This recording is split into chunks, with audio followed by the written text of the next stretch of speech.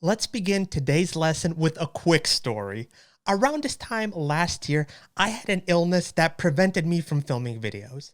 And since me and Ben weren't uploading videos for a while, one of our friends in China asked why we stopped uploading videos. Ben told him that I was sick. Now, here's where the problematic phrase appears. Our friend immediately asked Ben, what's his problem? Now, I know when you say what's his problem in Chinese, it sounds perfectly fine.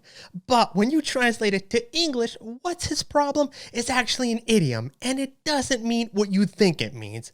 Let's take a quick look at the dictionary. The Longman Dictionary writes that what's his problem is used when you think that someone is behaving in a way that is unreasonable. The Farlex Dictionary of Idioms writes that what's his problem is an idiom for asking why is someone being so rude, unreasonable, or difficult. So when our friend said what's his problem, it came across as very heartless. It sounded like he thought I was being difficult. It sounded like he was annoyed by the fact that I was sick.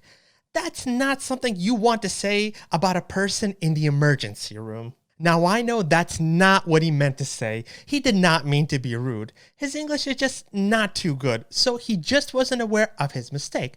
So, what should have he said instead? Well, he could have said, how's he doing? How's he feeling? What happened? Is he okay? Any of these would have been acceptable. Just don't say what's his problem. Save that phrase for when you see someone acting rudely. For example, No! What's his problem? Thank you guys so much for watching. If you enjoyed this lesson, please be sure to hit the like button and subscribe.